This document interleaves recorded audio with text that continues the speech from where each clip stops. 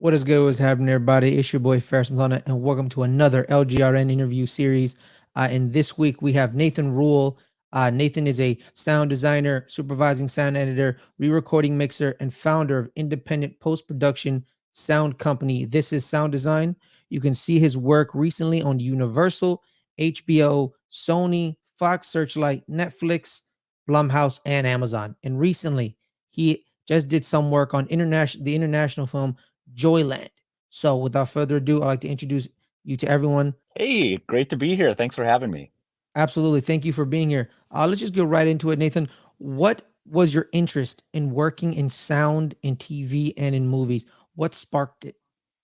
Well, I started out like a lot of people that do this work in music, and when I was, when I was a teenager, I got interested in music and writing music, and then producing music. It was kind of the time Mm-hmm. when people were, when if you were like a fledgling musician, it was right when digital technology started to happen, back in the late '90s, early 2000s, and so suddenly you didn't have to go into a studio to be able to produce music and record music. And so I had a very close friend. We wrote music together and we kind of started working with this early digital technology. And it just really activated me. It was really exciting to be able to kind of produce your own thing.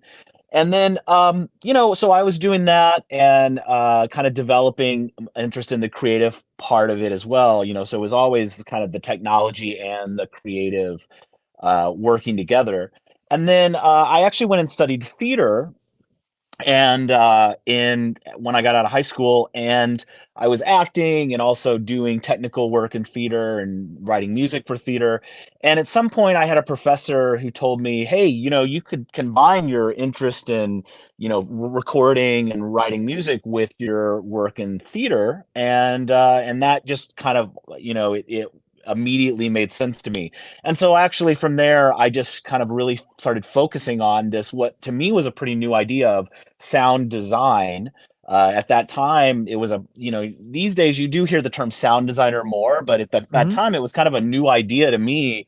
And so I was very lucky that when I finished college, I actually got a job. I grew up sort of in the Midwest in the St. Louis metro area Mm-hmm. in an agricultural community. And then I went to Southern Illinois University, which is the campus right across the river from St. Louis. And actually was very lucky that coming out of college, I was offered a job to work at one of the top repertory theater companies in St. Louis, the St. Louis Black Rep, which is actually an African American focused repertory theater company. And so I actually worked at the Black Rep for many years, worked building sets and also doing sound design on all their productions. They usually did 6 or 8 productions a year. And so that was kind of how I got into it, because I also immediately, having been a person who worked in theater, oftentimes it's hard to kind of get going with a paying gig in that, Mm-hmm. because I had this kind of crossover interest in technology and sound and theater. I immediately had a day job doing creative stuff in theater. So that was kind of what started it out. And then eventually I sort of realized that I was, I love movies, I love movie making, and at some point I made the decision that I wanted to go to graduate school Mm-hmm. and study and use that as a transition into doing sound for film. And I was lucky enough to get accepted into Cal Arts, which is a school here in Los Angeles. It's sort of most well known for where all the Pixar creators came from, and was founded by Walt Disney. Also has an incredible, music program and theater program. And so I was accepted into that program at Cal Arts and to do my MFA. And that's how I kind of transitioned into doing sound for movies. Got you. So you said, Nathan, you said sound design. What is it specifically for the audience who don't know? Like is it just the accompanying sound throughout any production? Is it specific sounds? Is it natural? Is it artificial? Like what is it specifically? Yeah, I mean, so, most people, when you watch a movie, if sound is done correctly, you don't even think about it, right? Because Mhm. it's just kind of it's like all the sound works with what you're seeing in the image, and you hear the voices well, and you when they take a footstep, you hear the footstep. And so, you just sort of perceive it as like the natural thing. And so, for a lay audience that doesn't really know the kind of production side or post-production side of movie making, you might assume, oh, well, they just probably put up a microphone and they just capture all those sounds that are happening whenever you're shooting the movie with the camera. And then, you have to like adjust it a little bit, but it goes up. But in reality, the most probably 90% of the sound that you hear in a movie is created in post-production, meaning once they've edited the movie, we essentially get a picture edit, which is the movie in time, and we get the dialogue that was recorded, the voices that were recorded on set, and virtually everything else that you hear in the movie is then created in a studio and then mixed in a studio. And the reason for that is because, sound in movies is it's actually very difficult to capture all the little details and nuances that what we have come to expect, and as an audience watching a movie in the theater, we've come to expect an incredible amount of detail. And so every little thing you see has a sound, and every environment has sort of a rich sound, and it's in 5:1, and we kind of feel immersed in it. And so, the truth of that is that that's all this kind of creation that happens in the studio that has become so ubiquitous that we actually really believe that that's, it's just normal, when in fact it's all a creation. Now, in terms of the specific idea of sound design, sound design, there's different roles that we have in doing sound for movies, which is primarily what I do now. And in and so I have different titles of in the process of doing a movie. The ones you might see in credits of a movie might be something like supervising sound editor, which is essentially the person who runs the creative part of all of the sound editing, which is kind of editing together all the sounds that go to picture. And then there's also, I have another title. Most movies I do is called re-recording mixer. Re-recording mixer is the person who goes into the big studio. I'm sitting in a mixed stage right now Mhm. here in Mhm. LA. And if I pick up my phone here, you can see the mixing console there. So normally then I Nice. would sit later Nice. today. I'm going to sit down. We're starting working on a new movie today. And I'm going to be, I'll sit down at the console and have the faders, and we'll be adjusting the levels and shaping and tweaking the sound. Now, those are the specific kind of technical roles that I have in most processes. But, sound designer to me is a kind of term that has been around. It's been used in theater. It's a little bit of a catch-all term, but the way I perceive it, and the way that I name my company, This Is Sound Design, here in Burbank, is because to me, I'm kind of working towards really starting to think about sound as a creative, design oriented process. For many, many years, sound in movies was often kind of more technical because it took so many people to do it before we had these new digital tools and computers that mean that we can work in smaller teams, and we don't have to have like an army of people to create sound for a movie. And over this last 20 years that I've been in the business, as the tools get more powerful, the process is really shifting from one that's more technical and engineering to one that is more what I would consider more of a design process. And so coming out of a kind of, I had the good fortune to go to Cal Arts and study design, and sort of that process of design and understanding collaboration, and really thinking about creating together sound for a movie. I really focus my work on that. And so what I consider myself, even though I wear different hats in the process, is that I consider myself a sound designer. And that is sort of, both the executor of the sound through the whole movie, from the first ideas we start talking about through to the end when we're mixing the movie. But I'm also, shepherding the kind of idea of what the sound is in the movie. And so that's, so it's a little bit of a maybe a newer idea, even though you might have heard the term sound designer. Maybe if you looked at a playbill or you saw a Broadway show, you might have seen that credit, or maybe once in a while, not always, you'll see that credit in a movie And more I push to have that credit in a movie because I feel like that best describes my relationship to the process of working on most of the projects we're involved in. So, so sound designer, is that like the catch-all term, and then it's within it branches like sound mixer and ADR? Is that Yeah. what I'm gleaming from it? Yeah, I think so. I think in terms of the, it's an evolving idea because for many years, most of the roles that were talked about were really kind of just more of like, oh, you're either doing mixing or you're editing. It was more about the actual technical process. And I Hmm. think the idea of sound designer is kind of a term you're starting to hear used more and more, and you're starting to see it in credits more and more as there's kind of a better understanding of what we do as sound artists that is certainly very technical and engineering based, but is moreover a creative kind of relationship to the work. And so Hmm. that, in my mind, that's what sound design and sound designer, that's what those terms kind of mean to me. Got you. So Nathan, you actually brought up earlier you were a member of the film and animation faculty at Cal Arts for about 7 Hmm. years. Yeah. What went into your decision of teaching? Because I know you did your MFA there. Did just kind of like your MFA teacher said, "Hey, you should really do teaching." Is that what really into it, or did Yeah. something else spark that? There was a little of that. I had a great mentor. I had two great mentors at Cal Arts, Rafael Maza and Craig Smith. And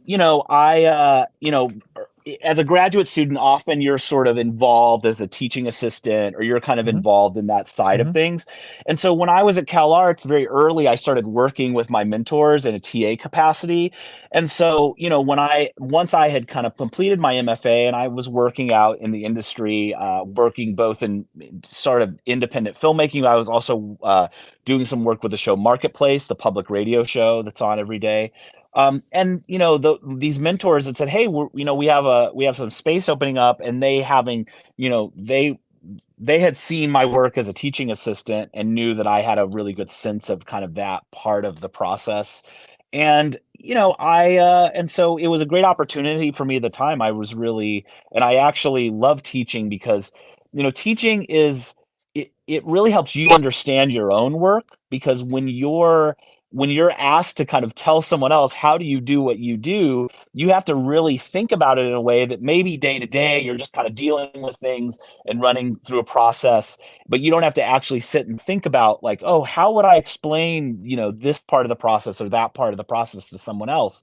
So for me, it really helped me start to develop some of my ideas creatively and also just to really understand the process.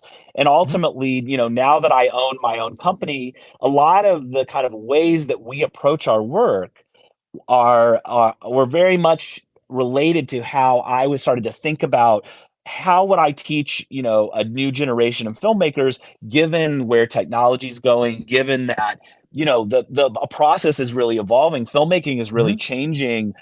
We're still kind of at the tail end of transitioning out of the analog era before computers were even involved. Specifically in sound, that's a little bit of a factor. So I really love teaching, and I also just love, you know, being able to sit in the room with young minds who are trying to really think about how they want to kind of approach making movies. And oftentimes with any industry, it's very easy to kind of just think about like what's already existed and how do I just kind of do that thing or iterate that thing. Whereas, when you go, especially at a school like Cal Arts, which is sort of known to be a kind of real engine of creativity, amazing, think about Pixar, think about people who really broke the mold or changed the way you would think about doing something like animation.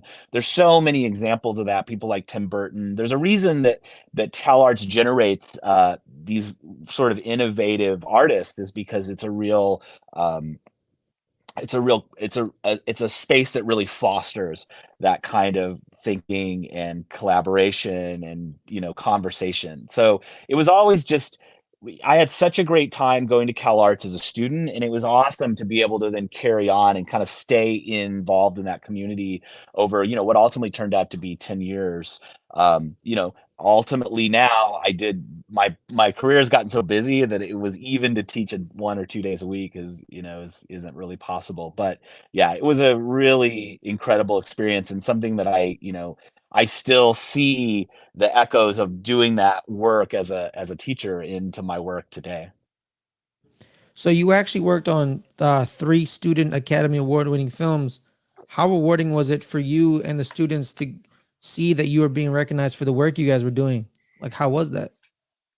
Yeah, it's I so our movies that have been Student Academy Award winners and nominees have mostly been through American Film Institute (AFI). We've had a long ongoing relationship with AFI, where we work with their students, usually a handful every year, usually 3 or 5 different short film projects, and it's been a really great relationship that This Is Sound Design has had with AFI. We also run an internship program here where we bring students in from Temple and USC and AFI and Cal Arts who come and intern with us, and then we draw from them as to continue to grow our staff. And the AFI projects have been awesome because they're a great opportunity for those filmmakers to get to come into a professional facility and work with us, but also it's a great opportunity for my junior staff people to really get to dig in on some really cool creative projects. I mean, some of the films that we've had at AFI that have gone on to win Student Academy Awards are just, some of my favorite movies we've ever worked on. And AFI is a really special place in that they're really training students to kind of engage the kind of process of filmmaking in a in the formal sense, which I think is really important. Having come out of my background and my education was much more kind of grassroots, and so I didn't have the opportunity until I got into Hollywood to really understand kind of the process of how production works and how all the little idiosyncrasies and formalities of what it takes to create a movie. AFI does such a great job of that, and so it's amazing some of the movies that they've been able to create and to produce, and so we're always really thrilled to be a part of that, and it's an ongoing thing. We actually have a really cool AFI short film that we're working on now, and we've also had several AFI short filmmakers and directors and producers who have gone on to do feature filmmaking with. So it's not only is it great to be able to work on these really beautifully created shorts, but it's also been a great way to start to build relationships with filmmakers over a long term, which is really one of the goals of me building my company, was that I wanted to be in the position that I could really build relationships with filmmakers that hopefully we can spend the rest of our careers working together. So yeah, and specifically, we did a AFI film called All These Voices a few years ago. That if you type that in, you should be able to find it streaming online, which is this incredible film set at the end of World War II. We had another movie that was shortlisted for an Academy Award a couple years ago called Miller and Son, which is a really, really lovely short. So yeah, it's been a great ongoing relationship we've had with both AFI as the institution and their students, and it continues. So and short filmmaking in general is an important part of us having an opportunity to get to know filmmakers, getting to know producers, and so we're always happy. We always have a short film as we have these other feature films going. We always have short films, that we're working on. So it's an important part of our work. Yeah, because I know you're a frequent lecturer at AFI, and when someone says AFI to me, I think of the AFI Top 100, kind of like a curated Yeah, list of films. You kind of like they're kind of like telling you like you need to watch these films because these films are kind of change cinema history in a way. yeah, So how do you like that experience of being a frequent lecturer at AFI? Because I think AFI is extremely pretty like one of the only kind of like movie databases that I'm like, you know what, I kind of trust this. You know, yeah, so like, yeah, how do you yeah. feel about that? I mean, the AFI umbrella, which includes the that part of it, which is Hmm. publishing the list, includes the AFI Fest, which is one of the great filmmaker-oriented film festivals in the US, and then AFI, the film school. They're all really great institutions, and yeah, I always love going up there and and talking with them about kind of, getting into the process, similar to some of the things we're talking about now. But yeah, it's a great ongoing relationship I've had with them, and yeah, I always love to go up there, and Uh-huh. I love interfacing with young filmmakers because I think, especially now, we look at some of our like top tier filmmaking talent are getting pretty up there. I think they're going to be retiring Uh-huh. here in the next, definitely in the next 10 years. So, I have a lot of hope in the future of young filmmakers. And, so it's a very important part of what I think, getting out there as a sound designer is kind of helping the next generation know how they can make great movies. And, our lecturing at AFI is a great part of that. Mhm. So recently, Nathan, you worked on the international film Joyland. Um, can you take me through your experience by that? How did you like it? Did you not like it? Like, what was your experience with this recent international film? Yeah, so Joyland is this amazing movie that was shot in Pakistan and was an international co-production. Included producers from India, Pakistan, the United States, here in LA, in New York, and in Europe. And it premiered at the Cannes Film Festival last year in a section of Cannes called Uncertain Regard. And Uncertain Regard is kind of the Uncertain Regard is sort of the space for more experimental or avant-garde, or not the big giant movies that often premiere at Cannes. And it won the jury Mhm. prize in that section of Cannes, and to an 8-minute standing ovation. It's an amazing, and then has gone on to, it went to TIFF and was at Sundance, and then finally kind of ended its run where we were nominated, or excuse me, we were on the short list for the best international feature in the Academy Award, which is essentially the semifinals of the Academy Awards, where they narrow it down Mhm. to, I think, 20 or 25 movies of all the movies that are submitted by all the countries in the world. And we were very hopeful that we would actually we would end up getting a nomination, and I heard that it was close, but once you get to that nomination, then there's a lot of money and a lot of things involved and a lot of marketing. But it was a great honor, and we actually also won the Independent Spirit Award for Best International Feature here a few weeks ago. So, Nice. Joyland is a remarkable movie. It's about a family in Pakistan who are sort of dealing with how to reconcile the traditional family structure with kind of modernity, and how to navigate all the traditions and rules, but also to be happy and to find a way to live your life. And it has an incredible cast and incredible performances, and it's going to be coming out here in April. So it'll be in theaters in a small release, and it'll be streaming. So I hope everybody has a chance to check it out. It's a beautiful movie. I had an incredible time working with the team on that. The filmmakers are actually quite young. They're all graduated from the Columbia Film School in New York, Columbia University in New York, within the past few years, and this is, for many of them, their first feature film. And it's, I've been doing this now. I had my first kind of film that made an impact at Sundance going on a little over 10 years ago.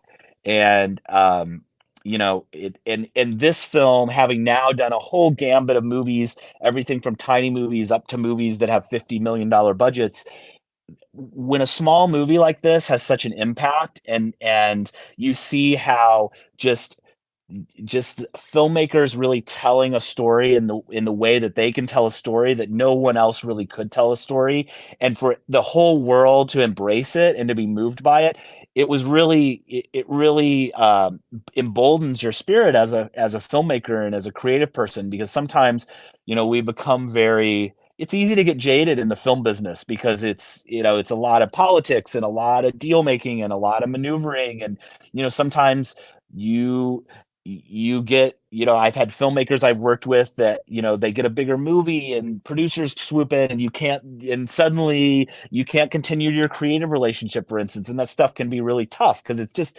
politics. Luckily, when I got to work on this movie, it really kind of made me, so it reminded me a lot of those early years when I had first started working on movies. And you need those kinds of like uplifting projects and those uplifting experiences, and just working with an incredible team of people.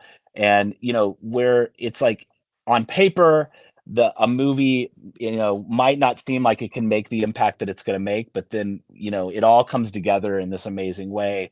And Joyland was one of those movies, so it really kind of like reinvigorated me as a creative person and as a filmmaker. So I can't say enough positive things about everybody involved in that project. Syme, the director, Purva, the producer. I'm so looking forward to continuing with them as they're just getting started on their kind of journey as filmmakers. And I hope everybody has an opportunity to see the movie, because it's really powerful. And it's not very often, especially these days, where a little movie like this kind of makes this huge international impact. So I'm Mhm. very, very proud of the work, and I'm very proud of the people who created it, and I was so thrilled to be a part of it. So can you take me through, like, what's the difference between working on an international project like Joyland and a Hollywood project? Like, what are the benefits? What are the challenges to each?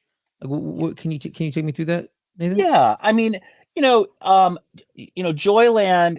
Joyland is, it's definitely, it's a low budget movie, and so and in terms of a movie like Joyland, it has a lot of different people involved in producing it. A lot money's coming from a lot of different places.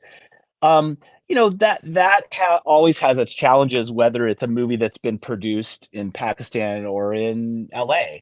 And that's probably, that's what's definitive of that project over, say, a bigger studio movie that we've been involved with. Though most of the projects that I do as an independent company, an independent sound company, most of our projects are in some way independently financed, or they are, they're basically, and what that ultimately means is it's that one of the big studios like Warner Brothers or Universal, they aren't necessarily putting the money up front to produce the movie internally, or even if one of the bigger studios is involved, they're still, the project as a whole kind of exists on its own and is developed and created and produced on its own. And maybe one of the studios has some of the money in the project, but it's a different experience than if you're working on a movie in which one of the bigger studios is involved from the very beginning. We have done movies like that. We did a movie called The Voyeurs for Amazon that's out there, came out a couple years ago, starring Sydney Sweeney and Justice Smith. And that was an Amazon fully produced movie. And I mean, I think the biggest thing is that you have producers that are involved internally in the studio on a project like that. They maybe have different ideas about what they're trying to do in terms of serve their particular audience, or maybe where the film will sit in their slate of films that Amazon's releasing in a given year. And so, they have maybe a different perspective than, say, I, or the director of the film, or the creative producers, who are more on the ground and more in the development phase of helping to figure out what the script's going to be, helping to figure out what the movie's going to look and sound like, what the music's going to be like. It's a different set of goals, but ultimately it's somewhat similar even in that case, in part because even on that movie we were working on a movie that was produced by Amazon, but I was working with producers who I had done several other independent film projects with.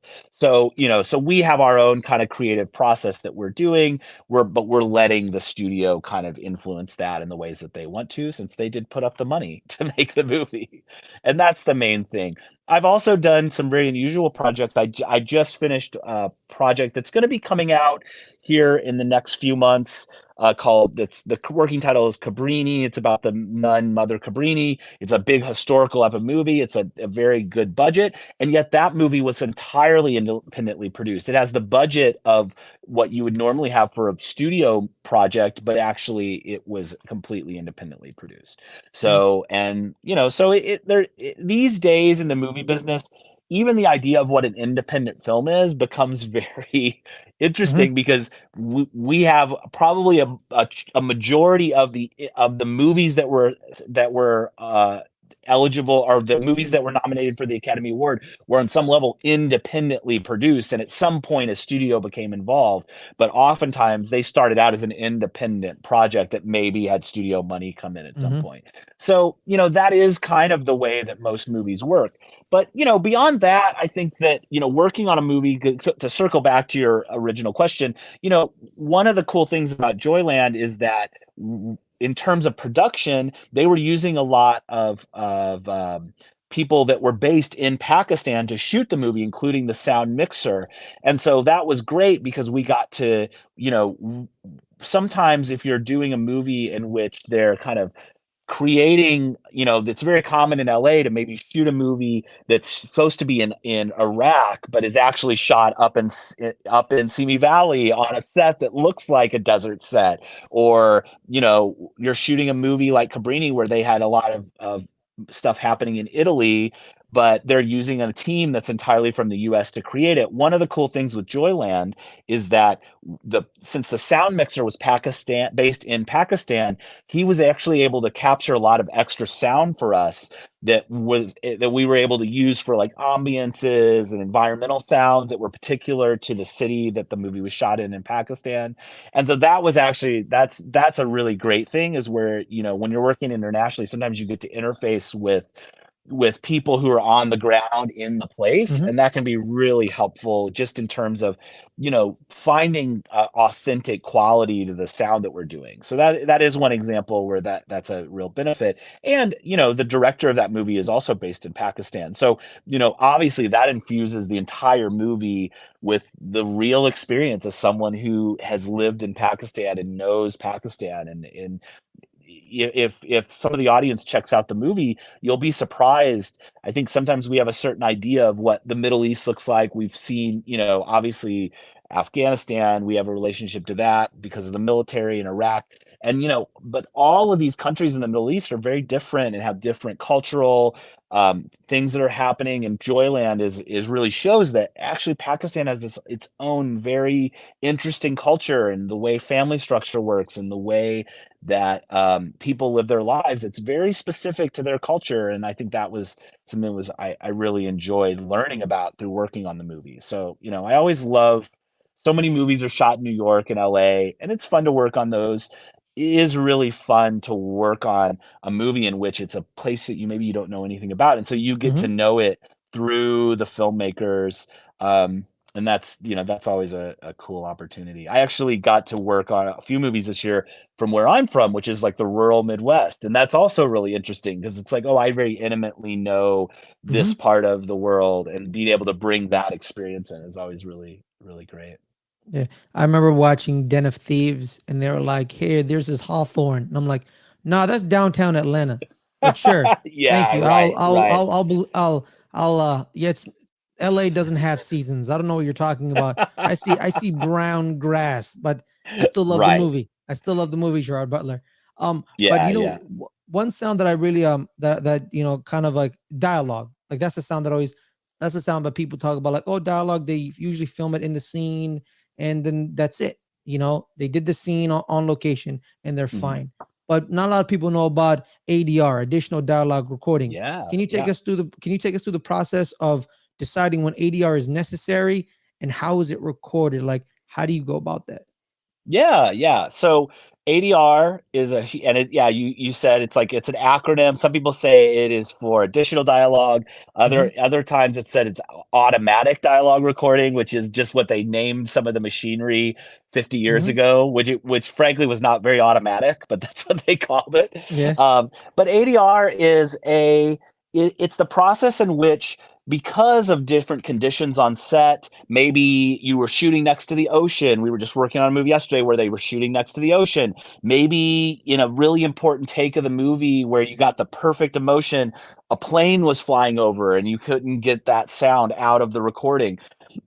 Maybe the microphone just fell off in the middle of a take because they Mm-hmm. were, running. Or maybe it's a scene where it's just impossible to capture the dialogue recording because the camera's on the ground and someone's like up in a rig because it's a superhero movie. There's all kinds of situations in which it's just not possible, or because of certain conditions, you just have a flawed recording of the dialogue, and that's where ADR comes in. So what we do is we have a special studio that's designed just for doing ADR recording. It has a specific microphone that matches the microphone that was used on set, and then we project or play back the picture of the performance, and the actor watches their own performance, and then they re-record their dialogue from on set, trying to capture kind of the feeling and the energy and the emotion.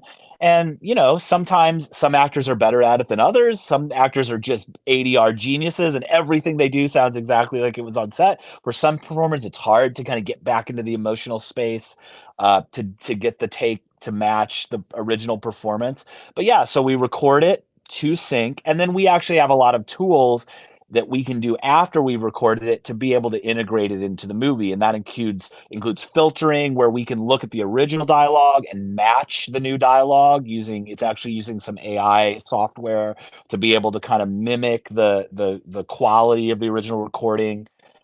We have software which can mimic the reverberation. If they were in a room where there was reflections, it'll mimic the reverberation. We also have software where we can go in, look at the original, maybe the recording we have of the original, but it was just sonically compromised. We can actually look at that original recording and then apply the timing onto the new recording, where it'll literally go in and make little micro adjustments within the line to be able to synchronize it so it matches up to picture. So there's a lot of both. The most important thing is always capturing the performance as well as we can to match what the actor originally did on set. And then we go in and we have a lot of little tricks, reverbs, different things that we can do to kind of integrate it. But yeah, it's a really important part.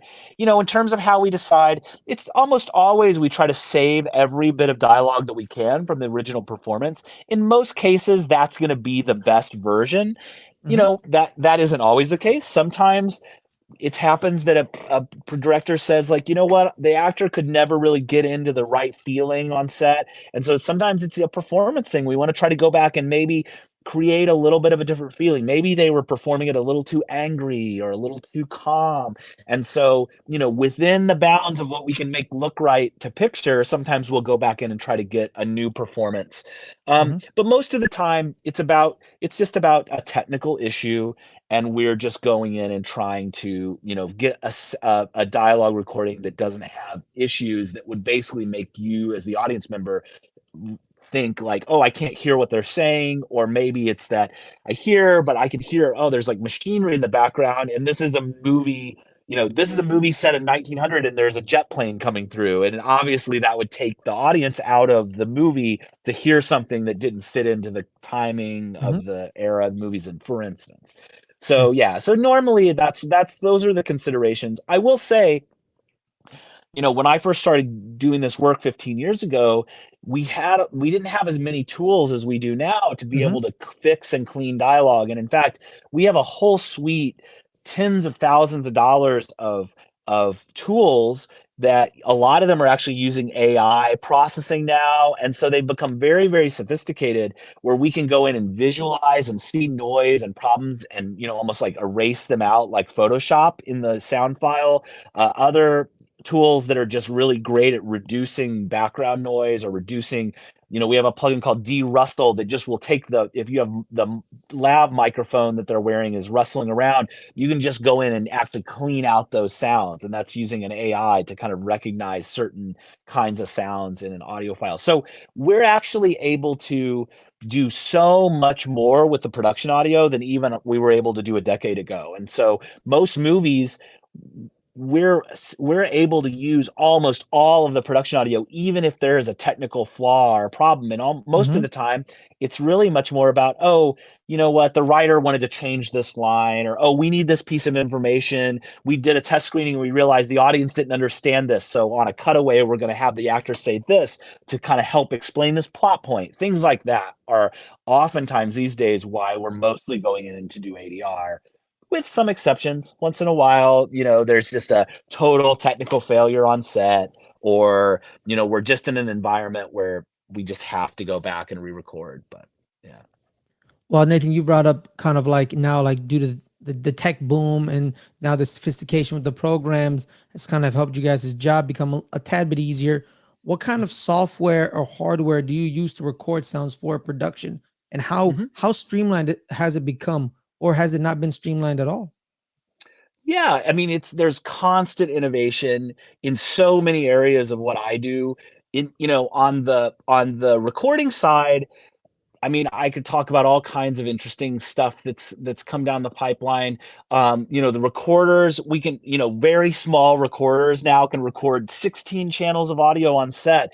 And there's like, I was recently talking with a production sound mixer, was telling me they have microphone packs now that are like the lav mic that the actor would wear that would normally you would get wirelessly, but the lav mics have a backup recorder in the pack. So even if it loses the radio signal going to where they're mixing it on set, there's a backup recording on the pack itself. It's things like that. It's just so cool and so sophisticated. And, in terms of what we're doing, where we're recording ADR, we're recording Foley here in the studio, there's lots of great there's so many amazing microphones that have come out in the last few years. There's a lot of actually like a lot of smaller companies that have come up and are starting to develop microphones. We have a microphone that's a modeling microphone now that can mimic their microphones using software in real time. And then, on the post-production side with software, it's just an absolute revolution. I was saying some of these noise reduction packages and softwares we have are really evolving very quickly and allowing us to just be able to do so much more with cleaning audio, with mixing audio. There's so many great different tools that just make my job go so much easier, where I'd have to go in and really, work on things like recording being very edgy and peaky. And now I can have a tool that in real time I can work with that'll just smooth things out and make things sound um, really, much more the way we want them more quickly. And then actually there's a lot I was showing you a little bit ago, the console. This Hmm. is an Avid S6 Hmm. console. Post-production for the most part, we work with Pro Tools. There are a few other companies that make software, but Pro Tools continues to be the standard. It's actually the oldest. They invented the digital audio workstation and they continue to be the industry leader. And in large part because of the whole suite of, not only is Pro Tools a software the most powerful and has many, many features that I use as a mixer that no other software really offers in terms of automation, in terms of, how we're able to do a mix quickly. But also they make incredible hardware. The S6 console is a modular console. The console I have can be expanded as large as you want it. Has all kinds of different modules that each one is essentially like its own little computer. Um, and we actually even we have a server here in our machine room that's made by Avid. Avid also makes the industry leading picture editing software, Avid Media Composer.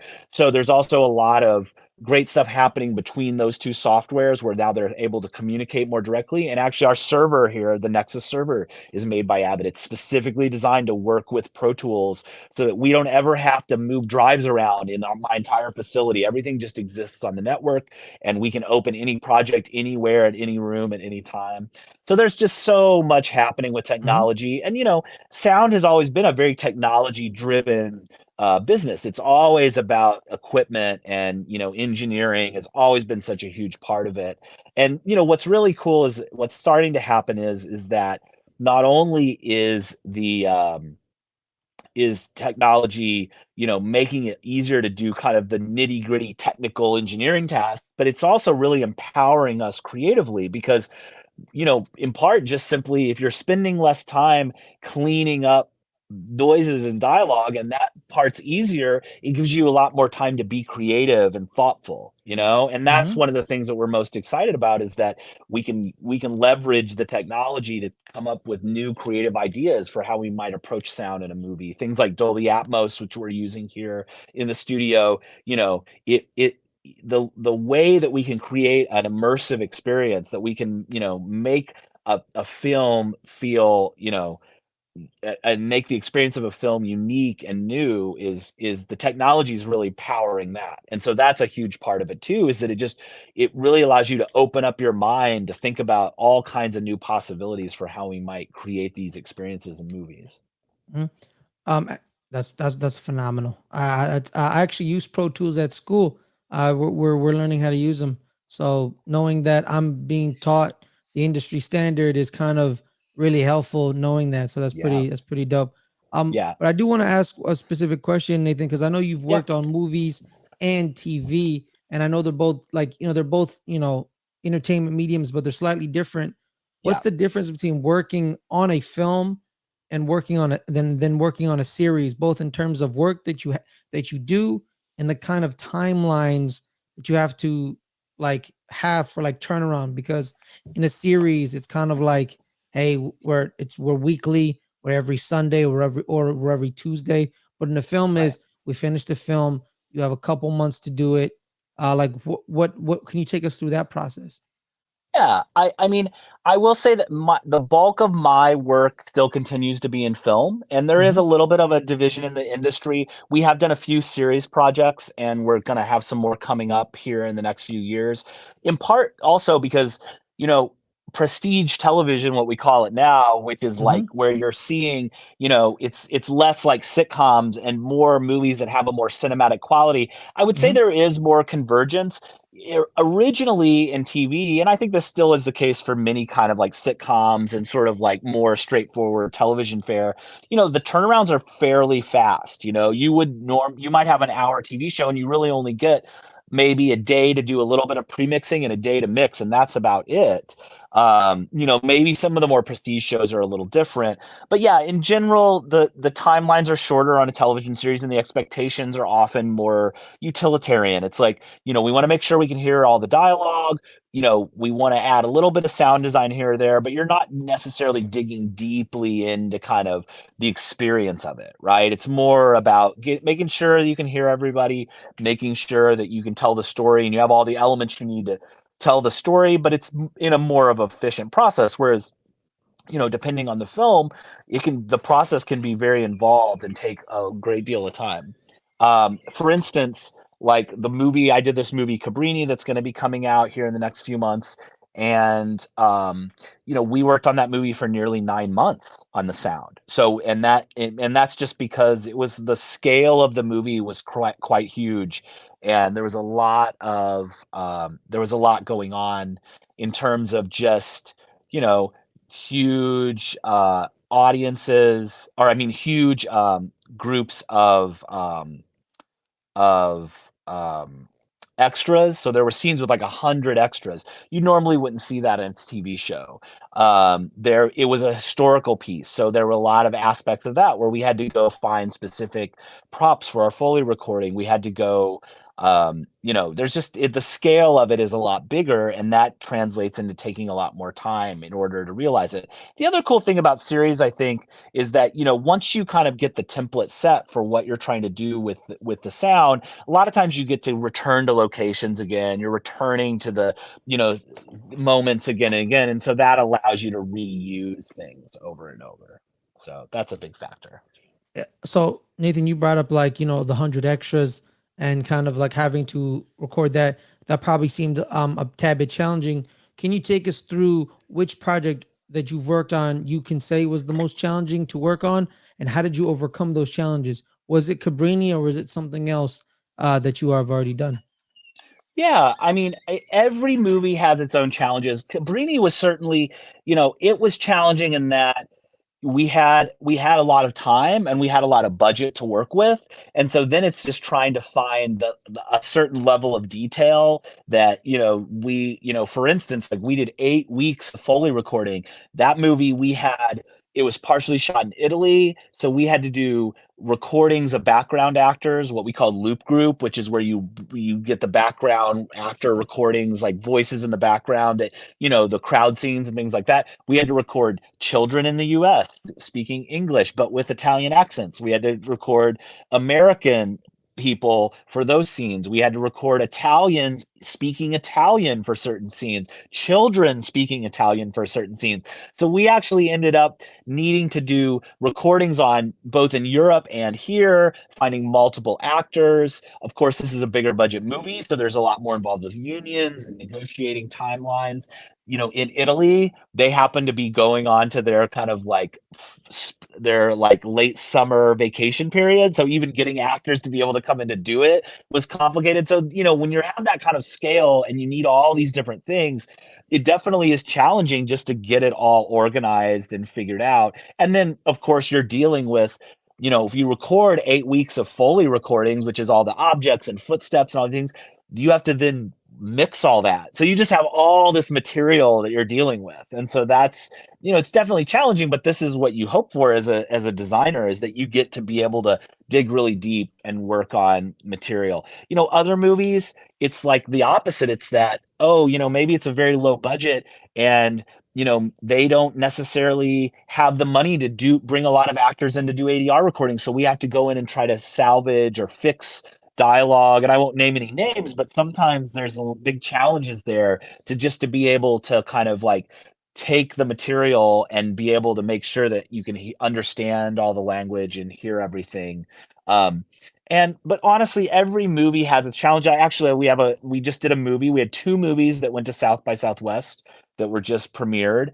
One is a horror movie called The Angry Black Girl and Her Monster. And, that was a movie that was, it wasn't challenging at all, but it was really fun because you had this kind of great material. It's a movie that was a remake of Frankenstein in modern time. And it was great because it's like, the challenge in that movie was that they did all this great on-set practical stuff with like her sewing the Frankenstein monster together. And so it was just being able to capture and create sound in the studio that was, that really brought those things that were on the screen to life, and all the detail and the texture. Then we had another movie called Citizen Sleuth, and it's this documentary, and it's kind of a fly on the wall, like verite style documentary where a director is really following a character through the world. That movie is about it's basically about a woman who's a true crime investigator, starts a podcast, and it kind of follows her through this journey of trying to investigate this case as an amateur investigator. Yeah, so in that regard, the real challenge of that movie is that we're just trying to make sure we can hear what everyone says, right? Because you're just kind of, you're on the side of the road and you're talking to this character and there's cars racing past. And so a lot of that is about cleaning it up and just being able to kind of dig out dig it out so that you can actually hear everything, And then the irony is with a movie like that is that you have to remove all the ambient noise and remove the world, and then you have to add it back, even though it's a documentary, because you want it to feel like you're in the world, but you also don't want to deal with when the shot changes, the bugs coming in and out, and all these things that would really take a viewer out of the movie. So, that's just 2 examples of each movie having its own little challenges and its own little specific things that are needed to be able to kind of tell the story. And every single movie has a challenge. And what you hope for in Citizen Sleuth is a great example, is that in going in and cleaning something up and fixing it, sometimes it allows you to be able to create it creates a certain aesthetic to the movie. So in this case, maybe if in that documentary, if the dialogue had been more clean, it wouldn't have led us to do things like adding more sound back in. And yet in that movie, the kind of traffic racing by on the highway becomes a sound design element, right? And we needed to add it back, but actually then it allowed us to kind of make that into something that's more than just the kind of utilitarian aspect of the movie. And I'll actually give you a perfect example of this. If you've ever seen a documentary I did a few years ago for HBO called United Skates, and it's a movie, it's a documentary film that's sort of a love letter to African American roller skating culture, and it goes to different cities and you learn about all of the different styles of skates and the style of skating, and the culture of skating in New York and the culture of skating down south and Chicago and LA. An incredible, something I didn't know anything about, it was such a pleasure to work on, because I got to learn about this sort of deep and sort of detailed culture of roller skating in America. And in that movie, it presented this really interesting challenge because obviously if you're skating at the skating rink, they're playing music, they're playing hip hop, they're playing top 40. And so, but if you're doing a documentary, you can't fair use, an Usher song. You'd have to go pay them to be able to put that song in the movie. And so what happened is that we have all this incredible roller skating footage and people doing tricks, but in the background always there's all this music playing all the time that couldn't be cleared for the movie. And so what we had to do is, and there was no way, that kind of sound is really impossible to clear out, even with the best tools.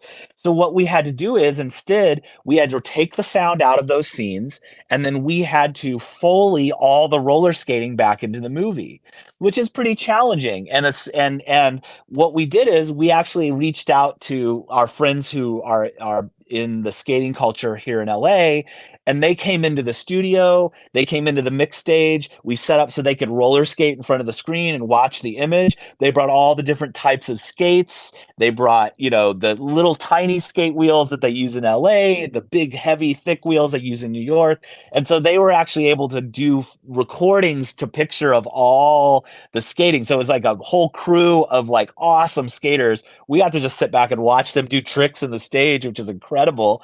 But the cool thing about that is that at first it's like, oh, this is going to be a huge amount of effort. And it was. But then what we ultimately ended up with is this incredible library of skating sounds that in the movie now we brought all this detail that you wouldn't have even gotten in the original recordings, because it's not like you're putting the microphone right down by the skates. So now we have these really detailed recordings. And the other cool thing is then it gave us control in the mix of the movie. So we could start out in a scene with a skater skating, and you're hearing the background crowd, and you're hearing the music and everything. And then as we kind of start to kind of get into the experience of the skater, we can push all that back. And so then you're just hearing those skates sliding across the floor. And so now it becomes this incredible tool for the sound design of the movie, where we can now have this control that if we hadn't have had to remove all that, we probably wouldn't have done it. So what was a challenge, a huge challenge for the movie, once we'd solved it, now suddenly became an asset to the sound design of the movie. And it's very often that's what happens when you're doing sound in movies, is that, the challenges kind of become part of the fabric of how sound works in the movie. And oftentimes you end up with a result that you otherwise wouldn't have had, that actually is something really interesting and experientially really cool. Mhm. Well, that sounds awesome. I'm not gonna lie to you. That's really dope. We're coming down to about an hour, Nathan. Yeah. One last question before we head out is, what do you think is the most iconic sound in film history? Well, the most iconic sound is the Wilhelm scream, and I don't know if you know about the Wilhelm scream. Yep. Anybody who's knows a little bit about film has probably heard it. If you type that into YouTube, and you could watch hundreds of Hours. clips of the Yes. Wilhelm scream. Yes. My daughter, who's 11, she loves to point out a Wilhelm scream. And now that we've got all this great new Star Wars content, that's something that started way back. But the guys at Skywalker who do a lot of the Star Wars stuff, they love to throw the Wilhelm scream in every time a stormtrooper falls off of something.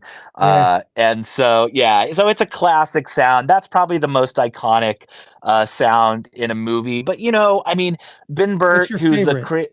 my favorite, it's so hard. I mean, some of my favorite, definitely the Give me iconic two. sounds of Star Wars. I think the Mhm. lightsaber sound is one of Mhm. the most incredible sounds.